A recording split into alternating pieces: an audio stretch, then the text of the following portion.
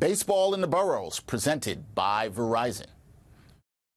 6 games left for both the Yankees and Mets before the All-Star break, as both teams will look to close out the first half of the season. They're going to try to do that strongly. But let's talk about both the New York baseball teams. We're going to do it with a host for WFAN, my guy Pat Boyle, who joins me now. Pat, what's going on, man? Dax, appreciate you having me, bro. Always good to chop it up with you, man. Definitely good to chop it up with you. And I had to talk to you because we were both in the studio the other night there at WFAN. You were getting a lot of calls talking about the Yankees and the Mets and where they are right now in the season. So let's do this. Let's start with the Yankees, who went from having the best record in baseball to losing 15 of their last 20 games. And the question for me is this: who are the real Yankees? Are they the team that we saw to start the season, or the team that currently looks like it's in a tailspin? Well, they're probably a little bit in between, let's be honest, right? I mean, that's the old saying in baseball. You're never as good as when you are at your best, and you're never as bad as you are when you're at your worst. But this tailspin's troubling. It's ugly. I mean, they're literally one of the worst teams in baseball over these last 20 games. The 5-15 record says enough of it, but the way that they're playing, I mean, it's everything that they did so well in the first 70 games of the year. Hitting, guys 1 through 9, other guys in the lineup coming through with big hits. Verdugo, Anthony Volpe, even Gleyber Torres was having a hot streak, at least in some parts during this season. And the pitching, they were getting 6 innings of great pitching from every single one of their starters. It feels like every time they turned it over to the bullpen, they finished the job. None of those things are going right now. So it's whatever can go wrong will go wrong. It's Murphy's Law, whatever law it is. It's the law of the Yankees, because we've seen them do this before too. 2022, they got off to a historic start, and then they limped for most of the second half of the season, got out of it, they got back to playing good baseball, but then they get knocked out in the ALCS, swept by the Astros. Last year, they started off okay, and Aaron Judge's injury played a huge factor into that, but even then, with or without Judge, they went through the huge tailspin. So this isn't anything new for the Yankees. They great job by them getting off to such a hot start. But now the cracks have been shown in the foundation. There are some serious flaws in this team. The starting rotation is ugly. I mean, guys, Carlos Rodon, Luis Gil, the rookie who looked like he was on track to start the All-Star game, Marcus Stroman, all those guys were pitching well.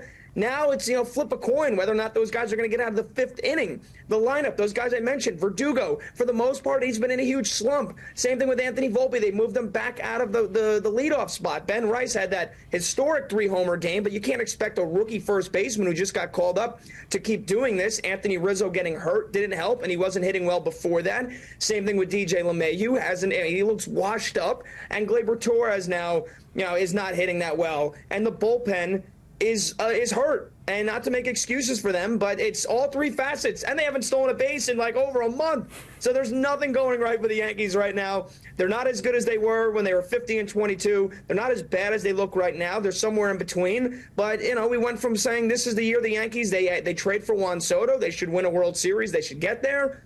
Tough to say that now. Yeah, it is tough to say that now. You're right. I think you're having a good perspective here and saying that things are somewhere in the middle there, Pat. And the Yankees, they need to clearly get back on track. They have back-to-back 3-game series at Tampa, then at Baltimore.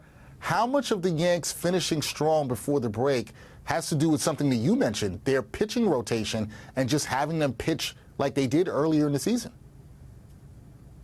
Yeah, well, I mean, like as much as I said, it's a little bit of everything. If you do want to pinpoint one thing, sure. We know starting pitching, good pitching wins you championships. Good starting pitching is ultimately what's going to get the Yankees out of this funk right now. We know hitting is cyclical, right? So, again, guys are going to go through some slumps. It's tough when it seems like it's everybody that's going through a slump except for Aaron Judge and Juan Soto, and even Soto's going through it a little bit. So if the Yankees don't figure it out hitting-wise, it is the starting pitching right now that needs to carry the load. So Garrett Cole, he looked a lot better than he did in his first couple of starts coming back for his season debut. They need him to be an ace every time he takes the mound. They need Carlos Rodon, a guy that they're paying $30 million plus a year to right now, or close to that. They need him to figure it out, right? Because he's supposed to be the number 2 in this rotation. That's how they're paying him. Last couple of games, he's looked shaky. I mean, we saw him basically in tears in the dugout a couple of starts ago. So, yes, I would agree with you, Dex. it's got to be the starting pitching. They need their starters, which were the best in Major League Baseball in the first 3 months of the season.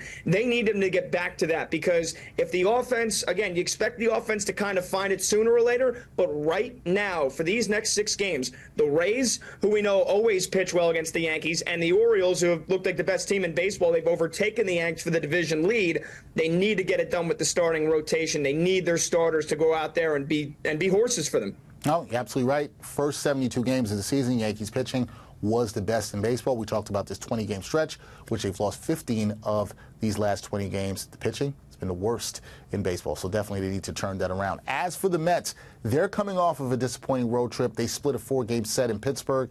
The team is a game under 500, and they finished the first half with 6 games against 2 teams who were also below 500, the Nationals and the Rockies. Do the Mets need to be above 500, Pat, at the Midsummer Classic to show that they're serious about contending for a wildcard spot? Yeah, I mean, you certainly don't want to be under 500, and that's where they are right now, is, on this Tuesday afternoon as they get ready to play the Nationals and then the Rockies going into the All-Star break. And it seemed like this team was going to be over 500 after they went on a heater in the month of June, 16-8 in that month. They've kind of come back to earth lately, and we'll talk about that in a little bit. The bullpen, the big reason why. If they lose 5 out of 6 to the Nationals and Rockies, it feels like it just totally changes the complexion of the season. If they're a game below 500, if they go 3-3 these next 6 games, doesn't inspire a lot of confidence. So yeah, we're talking about the trade deadline being 3 weeks away. We're hearing names now starting to get thrown about across Major League Baseball. The Mets want to feel like they can be buyers after they looked like they were going to be, selling off everybody that wasn't pinned down to the floorboards a month and a half ago. I would say, yeah, you probably got to win these 2 series here. You got to go 4-2 and get back over 500 if you want to take yourself seriously as a contender, and if you want to show to David Stearns, the new general manager of the New York Mets, that, hey, it is worth buying at the deadline, adding to this team, and selling off a couple of, not big prospects, but a couple of prospects in your farm system to go and try and chase a World Series championship. Sure. I think the Mets fan would sign up for 4-2, winning both of those series right now. Now, we talked about the need for the Yankees to get their starting rotation right. Does the Mets bullpen, which has been a major cause of concern over the past couple of weeks, do they need to get things right? And what will you be keeping your eye on with the pen over these final 6 games of the first half? Yeah, I mean, they've been atrocious, Dax. I mean, let's be blunt. Their ERA as a bullpen is over 8, basically, here in the last 20 games. No lead seems to be safe. So right now, that is the biggest issue, far and away. It's not even close. The offense, although not as hot as they were in June, still performing pretty well. You're getting good depth and good length out of most of your starters. So, yes, it's that bullpen, which Edwin Diaz, that 10-game suspension for the sticky stuff, really, really hurt them. I know they were basically 500 without him, but now that he's come back, we already saw manager Carlos Mendoza go to him for a 4-out save back on Sunday, blew the save. Now the Mets offense picked him up, and then he finished things off in the 9th. But they can't just rely on Edwin Diaz, 4-out saves, God forbid 5-out saves to get the job done. They need some of their setup guys, Adam Ottavino, Reed Garrett, to pick them up here. And the Mets bullpen has been ravaged by injuries as well, but no team's going to feel sorry for you. Every team in Major League Baseball is dealing with injuries. So if the Mets have a 1 or 2 run lead in the 7th or 8th inning, you're holding your breath if you're a Mets fan. Don't kid yourselves here. And it's going to be whether or not those guys can keep it together, and then if Edwin Diaz can be the closer that we know he can be, because he's had a very rocky season. He started out great in the first month, and then he couldn't get anybody out. He was in tears in the clubhouse. Then they sent him to the IL. He was hurt, came back, pitched well, then gets a 10-game suspension. So Edwin Diaz, you need to see consistency out of him. Again, forget about the other guys. That's going to be tough sledding. But if you get to the 9th inning and Edwin Diaz is in the game, you need him to be the best version of himself over these next couple of weeks. Otherwise, the Mets have no chance. They will be slogging around at a 500 ball club for most of this season, and they're not going to be a playoff team. Mets going to need their closer to be a closer. We'll see if he can do that. Last thing for me, Pat. Here we go. You got to pick one of these 2 ball clubs. Who absolutely needs a strong finish before the break more?